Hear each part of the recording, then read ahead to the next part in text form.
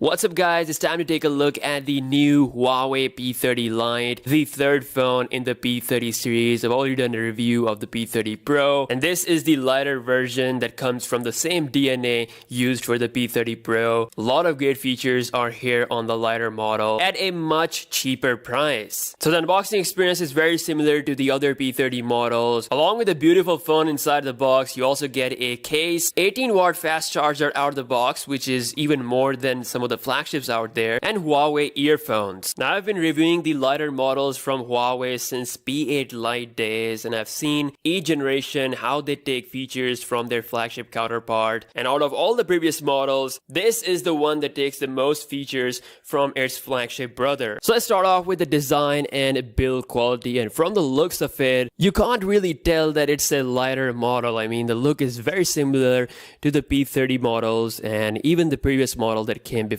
the P20 series. Thanks to the gloss on the back, it definitely feels premium in hand, and then of course there is that fingerprint sensor on the back, which will be the differentiating factor from its flagship brother. So all those models are using the in-display fingerprint scanner, but with the lighter model, Huawei went with a back fingerprint sensor. It's actually really snappy with unlocking as well. It unlocks instantly as soon as you put your finger on the back. It doesn't have the gradient look of the last year's Pro model, but definitely looks very similar. And thank God they removed that chin from the front, so it looks much cleaner, and the notch is very minimal as well. So the design wise, I think it is really good. There's a headphone jack as well, Type-C connector that supports 18 watts of fast charging. And if we talk about the display, it's a 6.1 inch display coming with 1080p HD resolution.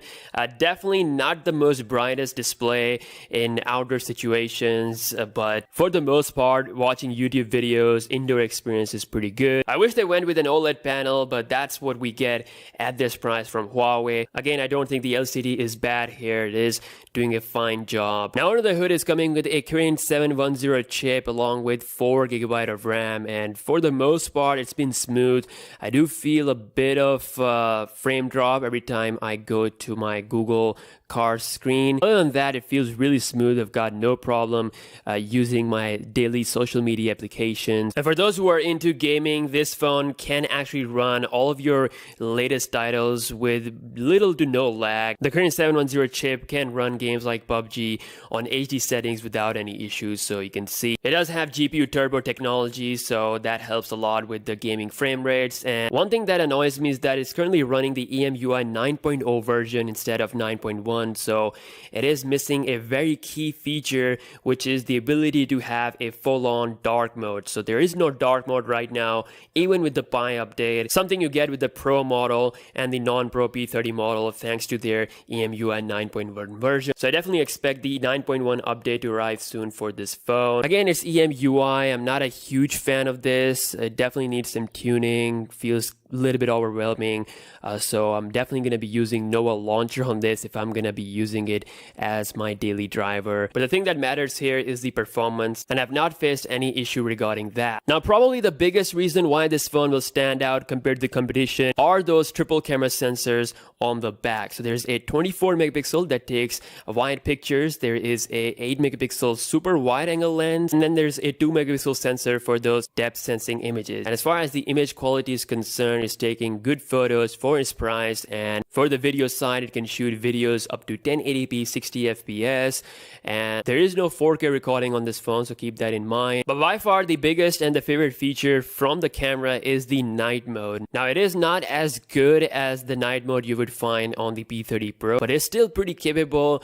You can definitely enhance your image, especially in extreme low light conditions, and in conditions where there is less light or even there is light available, you can still use the night mode to enhance the image even further. The camera UI for the most part is similar to the P30 Pro, but it is missing a key feature, which is the aperture mode. This is something that Huawei gives to pretty much any phone, like even the mid-range super budget phones have this aperture mode thing that really utilizes the depth sensor, but for some reason the P30 Lite is missing the aperture mode, so I really want this to come through his software update. For the front camera, it is using a 32 megapixel selfie lens, performance, and I do want to point out that even though it's written as 32 megapixel, the selfie result still isn't as sharp as the one you get from the P30 or P30 Pro. Sometimes the AI gets super aggressive, creating a really unrealistic look.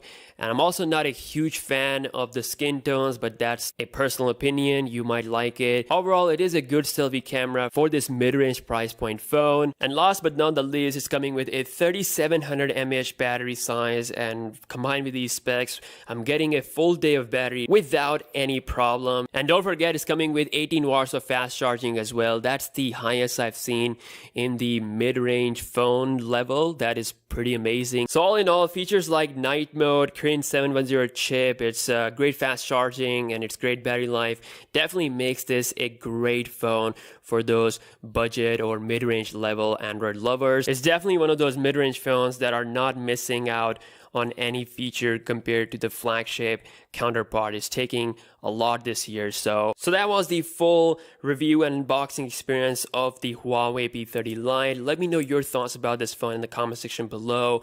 If there's any specific comparison you guys want to see, and I'll see you guys in the next one. Peace out.